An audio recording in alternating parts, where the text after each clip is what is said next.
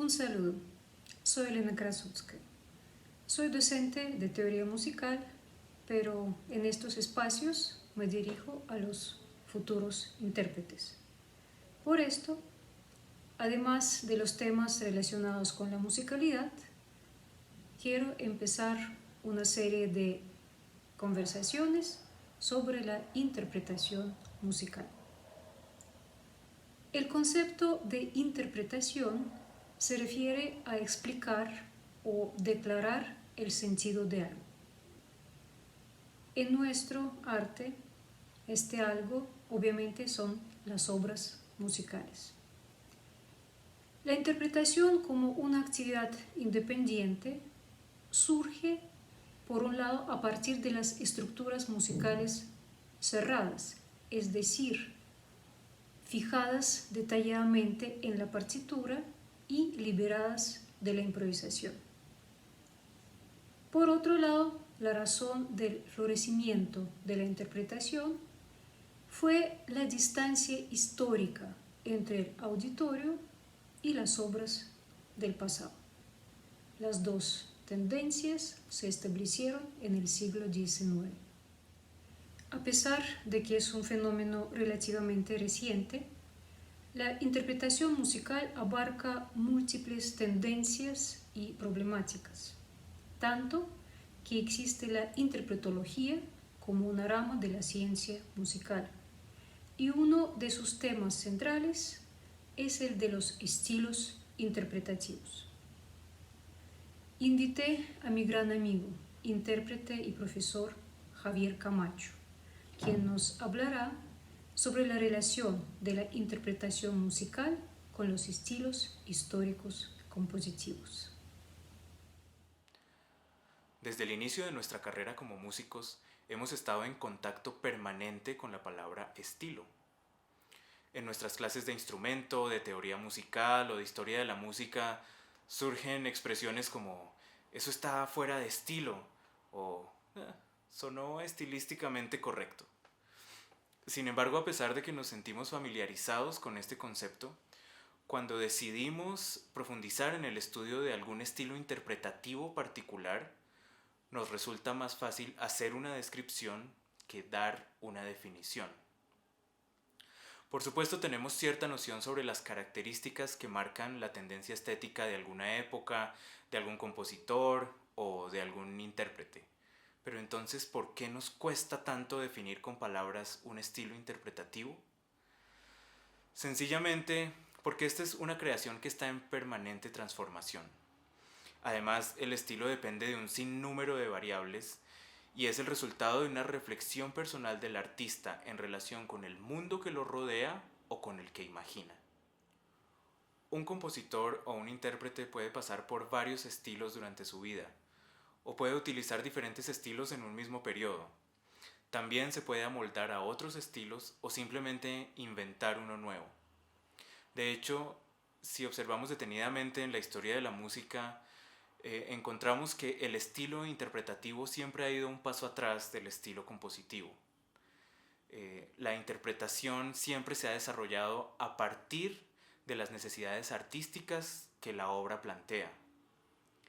A veces es necesario que pasen muchos años para que generaciones posteriores asimilen una obra y diseñen estrategias para poder interpretarla.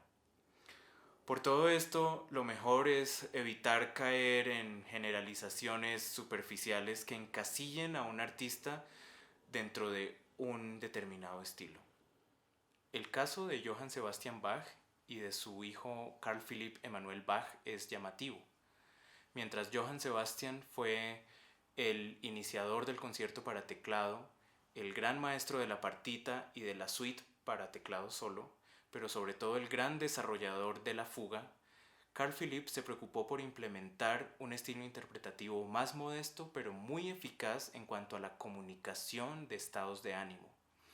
Carl Philipp codificó en su ensayo sobre el verdadero arte de tocar instrumentos de teclado conceptos revolucionarios en cuanto a la digitación, en cuanto a la ornamentación como recurso expresivo y en cuanto al arte de la interpretación como vehículo para conmover las emociones de la audiencia. No obstante haber sido educado en la monumental tradición polifónica de su padre, Carl Philipp tenía como objetivo tocar tan vocalmente como fuera posible. Muchos autores consideran el Tratado de Carl Philipp, como el fundamento del pianismo moderno. La utopía de transformar la sonoridad pianística en algo más comienza justamente aquí. No en vano, este fue el libro con el que aprendieron Mozart y Haydn, y fue también uno de los favoritos de Beethoven, quien lo utilizó para enseñar a su joven alumno Carl Czerny.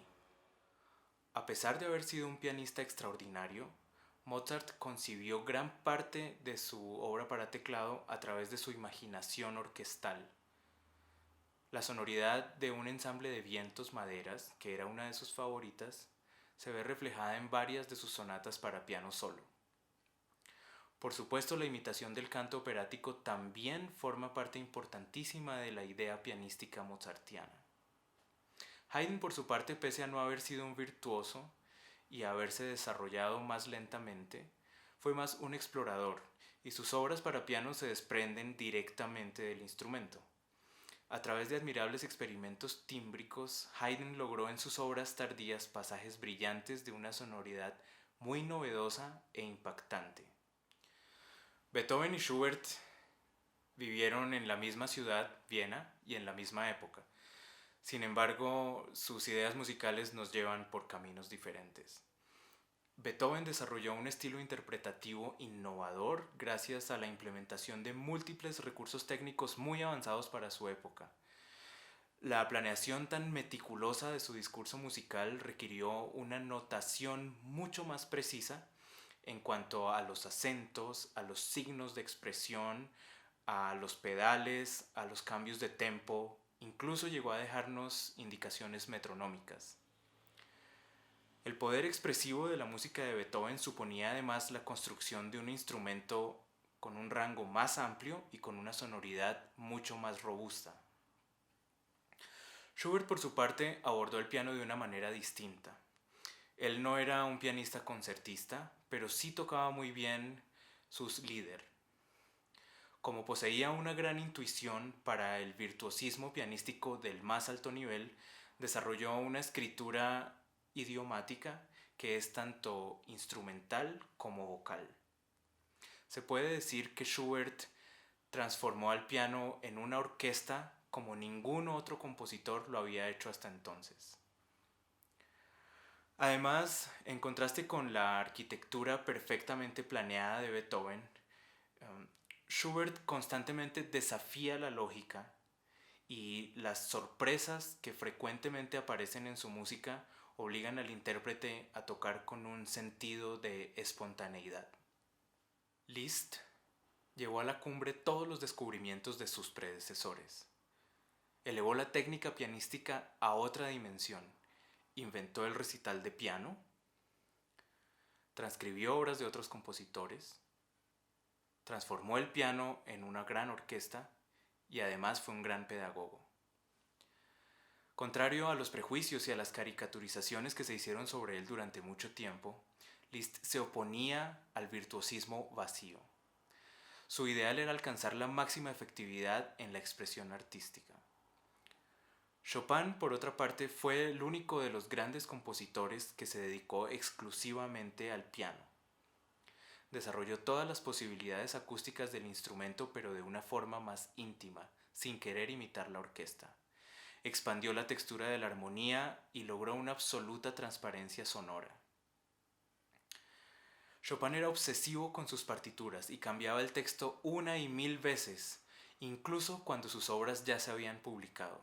Al parecer nunca estuvo satisfecho con la relación texto-sonido.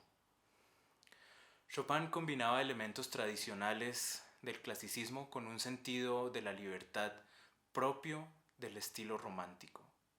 Esto se puede ver claramente en el manejo del rubato y de la flexibilidad rítmica de sus obras. Debussy y Ravel en Francia desarrollaron sus carreras paralelamente y se influenciaron mutuamente.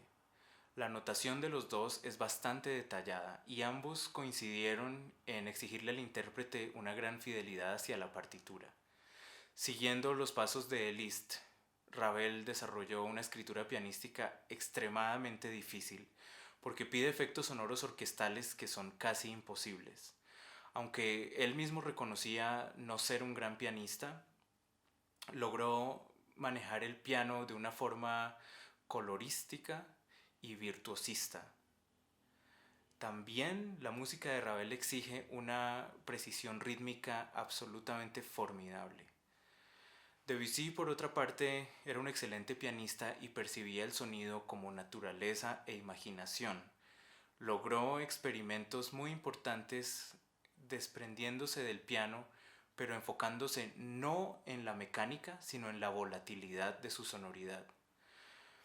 La construcción de su música es derivada de varios modos y escalas exóticas, paralelismos en los acordes, armonía formada por cuartas y quintas, mezcla de sonoridades sobre notas pedales e imitación de instrumentos como guitarras, gongs, platillos, etc.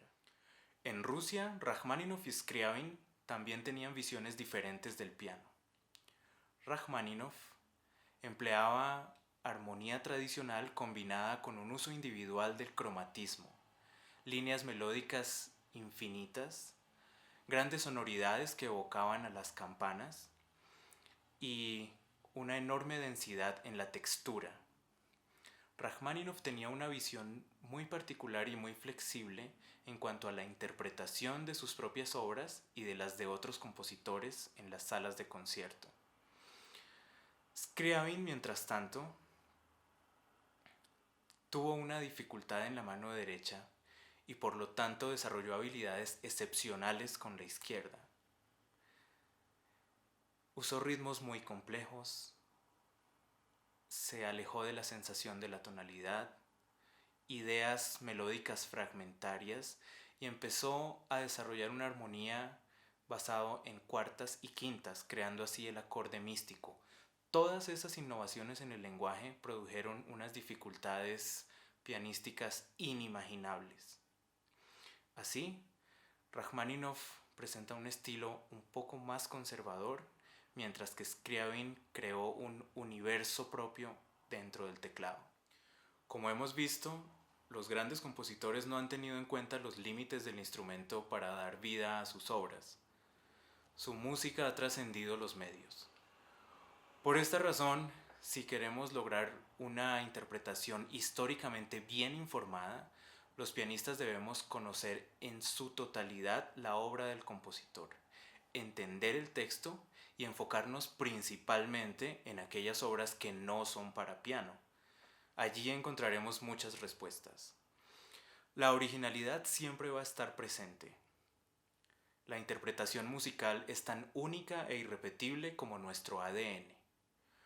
Por lo tanto, dicha originalidad no debe ser una búsqueda ni un objetivo en sí misma, sino el resultado de una profunda reflexión artística basada en elementos concretos.